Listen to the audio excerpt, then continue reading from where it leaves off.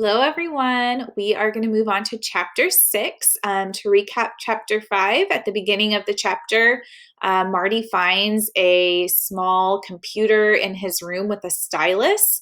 It's basically like a smartphone or an iPad, but this book was written in 1951, so the characters find it to be really cool and unique and really like futuristic, but to us, it just is like an iPad. But his little computer with the stylus can track people, so it tracks him and Grace. And we don't actually know what else it can do. I think it has video surveillance from above the island. So Marty was kind of looking at where they were taking the kayaker for a bit. So it has cameras of the island and trackers on the people on the island. He goes into Grace's room and sees that she also has one of the small computers, and he tracks her to the library where she's reading up on all these cryptid animals. So let's keep reading, see what happens. This chapter is called Laurel Lee. A woman came into the library, and once again Grace was distracted from her uncle's book. She closed it and quietly scooted back into the shadows. The woman was short, slender, fit-looking, and very tan, as if she'd been baked in an oven. She must be part of Uncle Travis's merry band of pirates, Grace guessed. She had short red hair and wore running shorts and a tank top. Hanging on a chain around her neck was a yellow tag. Her feet were bare. She was carrying a black plastic bag, which she had placed carefully on the table near the sofa. Although the woman was at least as old as her uncle, she moved like a much younger person. There was a lightness to her, something almost bird-like that Grace found fascinating. Like Grace, the woman spent a long time before the glass case, staring down at the book, then walked over to the aquariums and looked at the occupants. When she finished, she took a deep breath, lifted her arms straight out from her sides, and started walking into a straight line very, very slowly, one foot in front of the other, as if she were a gymnast performing on a balance beam. Grace thought it must be some kind of yoga exercise. She walked all the way across the library in this manner and was halfway back to the fireplace when she was interrupted by PD running in, ready to do battle. Remember, PD's the little dog, pocket dog. "Aren't you adorable?" the woman said, ignoring the poodle's high-pitched yapping. She held her hands out, and PD surrendered unconditionally by jumping into them without the slightest hesitation. "You little coward," Grace thought. "Your bite is no bigger than you are." The woman was cuddling and cooing over the tiny canine when Wolf limped into the library without his cane, an angry scowl on his face. "I'm Dr. Travis Wolf," he said gruffly. He acts as if he's going to make her walk the plank, Grace thought. If she's not one of his pirates, then who is she? The woman put PD down, seemingly unperturbed by Wolf's fierceness. "I'm pleased to meet you," she said. "My name is Dr. Laurel Lee." "Snake," Wolf commanded, holding his pocket open. But the trick didn't work this time. Petey gave a defiant bark, then jumped back into Laurel's arms. Wolf's face turned crimson. "She's fine. I love teacup poodles." Grace was beginning to really like Dr. Laurel Lee. Wolf towered over her, but she wasn't in the least intimidated by him. "You're lucky you didn't die out there," Wolf said. "Oh, she must be the kayaker. Okay." Grace stifled a gasp of surprise. This was the person in the red kayak? "I would have been fine," Dr. Lee said. "You would have been crushed on the rocks," Wolf said loudly. "My people risked their lives picking you up and ruined our helicopter in the process. I spent the last of my cash renting the kayak," she responded easily. "So if you're suggesting I reimburse you for the rescue, you're out of luck." "I'm suggesting no such thing. It's just, well, what were you doing out there?" Dr. Lee did not answer his question. Instead, she walked over to the aquarium and looked at the fish again. Petey barked at them. "These are very interesting specimens," she said. "Very primitive looking. Colicons, aren't they?" Of course, Grace thought, just like the name of the ship. "The fish was discovered in South Africa by a woman named Marjorie Courtney Latimer in 1938, Dr. Lee continued. She went down to the wharf to see if the fishermen had brought in anything she might be able to put in her small natural history museum. On the deck of one of the boats was a fish very much like these. That fish turned out to be the find of the century, a living fossil, a cryptid, if you will, a fish that was supposed to have died along with the dinosaurs.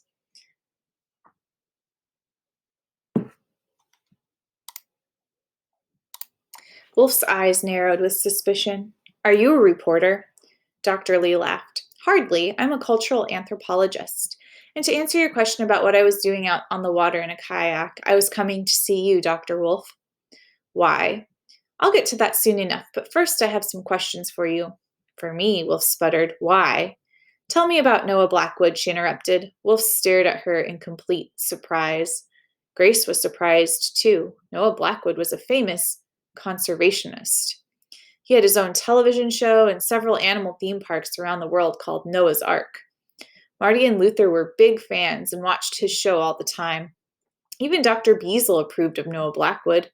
He had taken their class to the Noah's Ark in Paris on a school field trip.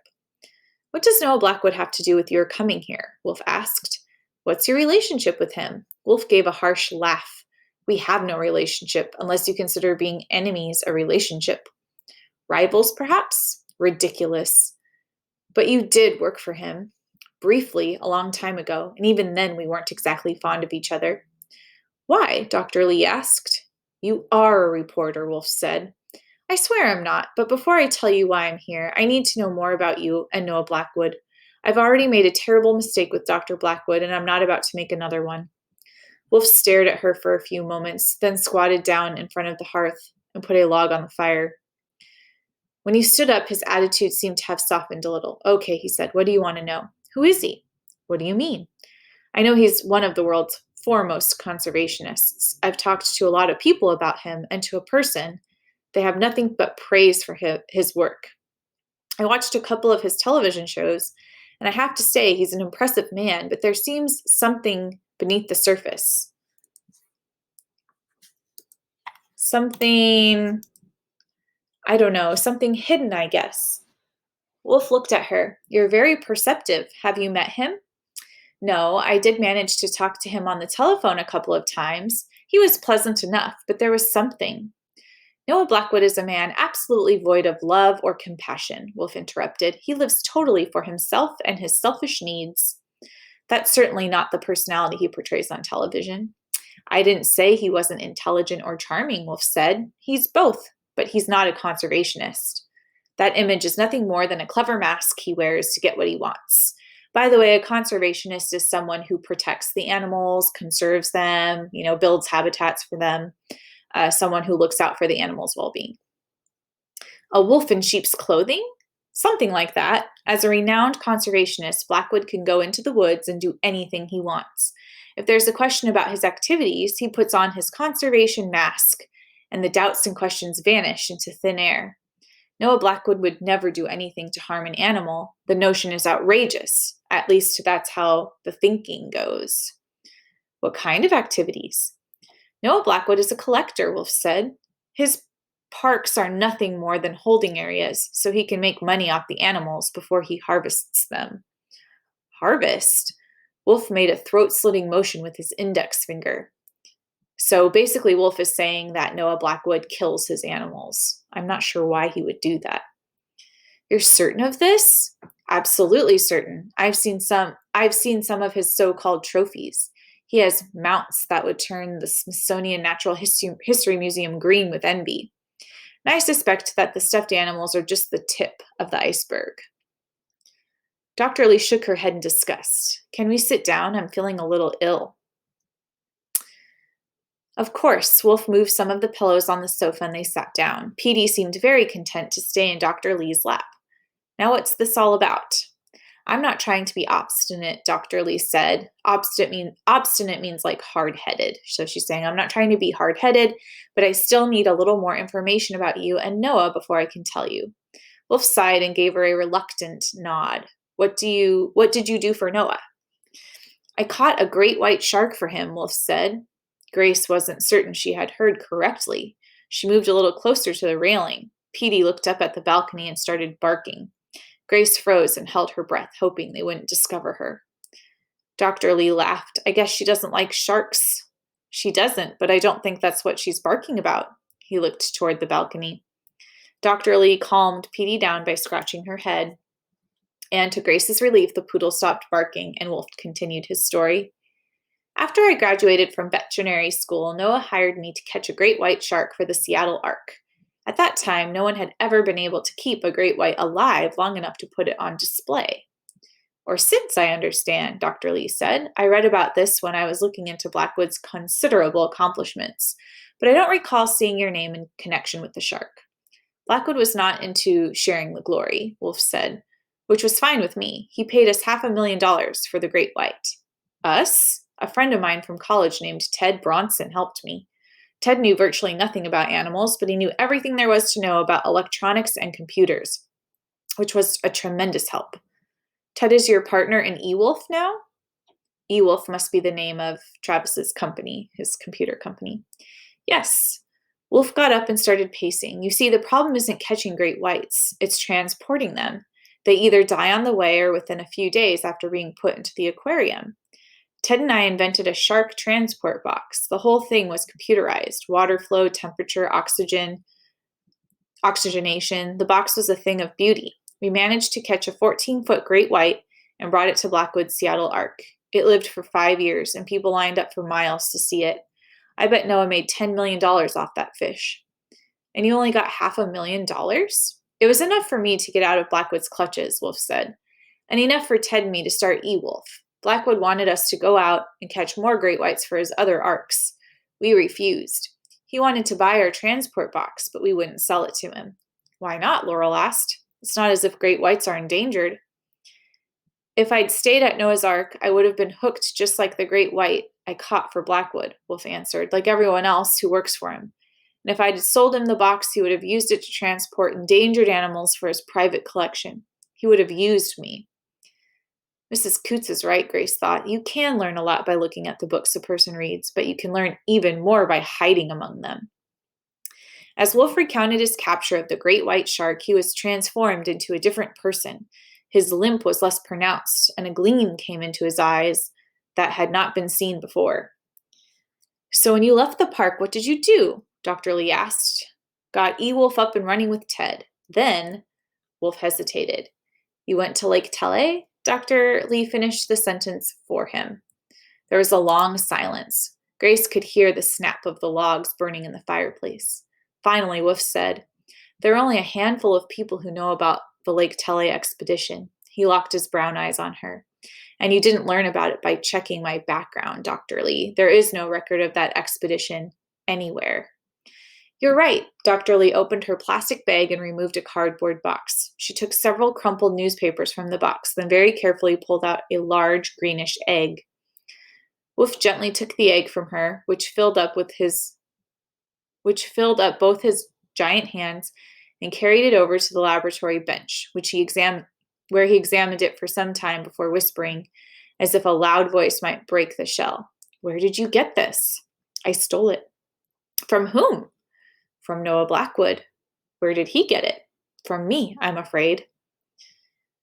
Wolf gave her a quizzical look. Grace didn't understand either. What was Dr. Lee talking about? 3 months ago, she continued, I was living with a group of pygmies near Lake Tele in the Congo, and I met an old friend of yours.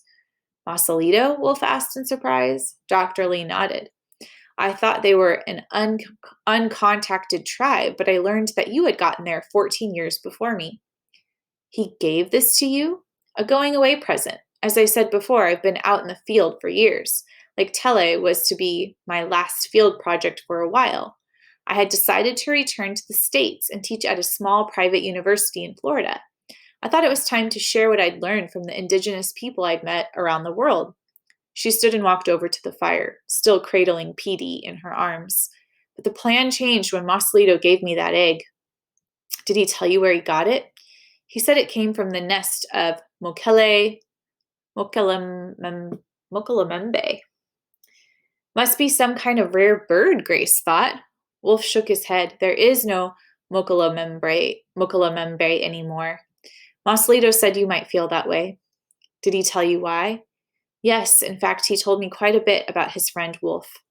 I bet he did, Wolf said. Look, I'm not saying the egg didn't come from Mokelemembe, but it's obviously very old. He gave the egg a gentle shake. It's brittle, and there are some pieces missing. It could have been laid decades ago and preserved somehow. Masalito insists that Mokelemembe is alive. After you left, he found a nest with 3 eggs. 2 of the eggs hatched. You're holding the third. Really? Wolf gently set the egg back on the box and joined Dr. Lee in front of the fire.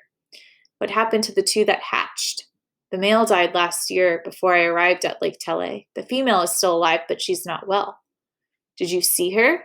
Dr. Lee shook her head. I begged Masalito to take me to her, but he refused.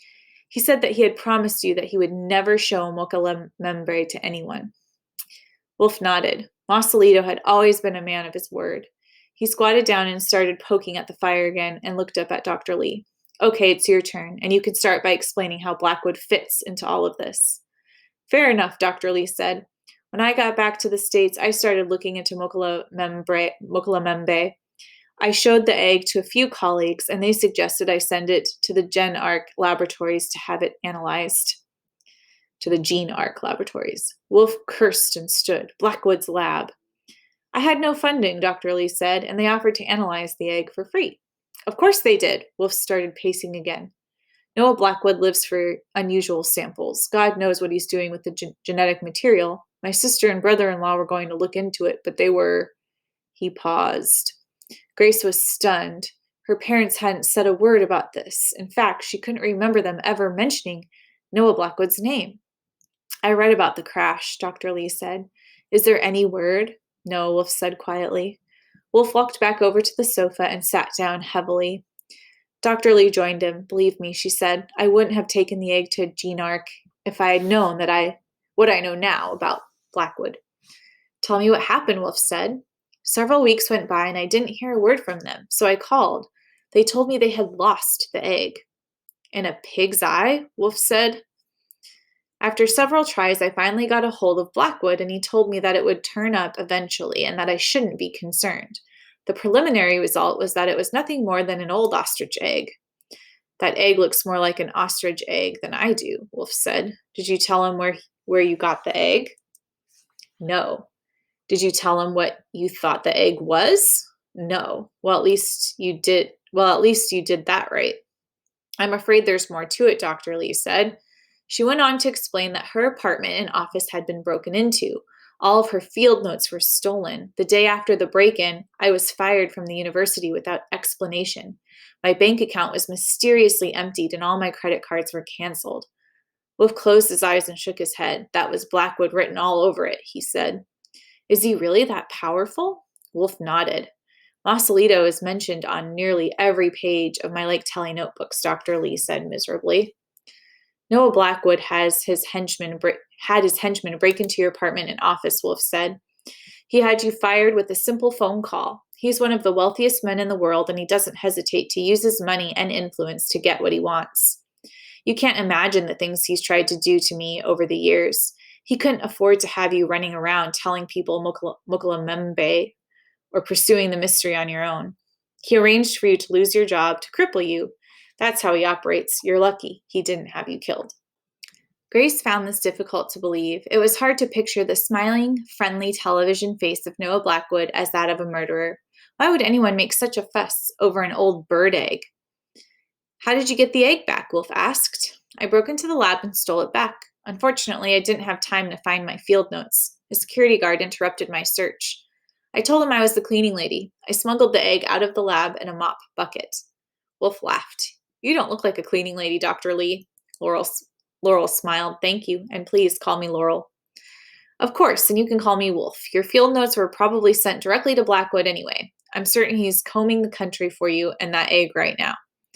I think he might have caught up to me in Utah. Someone smashed my engine and ransacked my camper while I was in the store. I had to hitchhike the rest of the way out here. Wolf gave her a look of open admiration. I shouldn't have taken it to GeneArc, Laurel said. Wolf patted her hand. Forget about it. The question now is, what do we do about it? Blackwood has no doubt already sent a team to Lake Tele. And the timing stinks. He got up and started pacing again. My niece and nephew just got here today. Twins. I was going to spend the next few weeks getting to know them and settling them in. He gave a bitter laugh. The irony is that I was going to take them there eventually, but I sure can't take them on this trip. Take them where? Laurel asked. What are you talking about? Grace was asking the same questions herself. Wolf stopped. It will take a few days to get ready, but you and I, Dr. Lee, are going to Lake Tele. Why would Wolf want to take us to the Congo? Grace thought with alarm. On more than one occasion, Moslito saved my life, Wolf continued. I'm not going to leave him out there for Blackwood's jackals to devour. We have to find him before they do. I'm not sure I'll be able to join you, Laurel said. I need to start looking for a job. You have a job, Wolf said. I just hired you. As what? You're my new chief anthropologist. Dr. Lee gave him a grateful smile. I guess I have no choice but to accept under the circumstances. But what about your niece and nephew? Wolf frowned. I might have to send them back to their boarding school. There's no time to arrange anything else. Grace nearly let out a cheer. What if Blackwood's men get to Lake Tele before us? They will, Wolf answered, but we still have an advantage. What's that?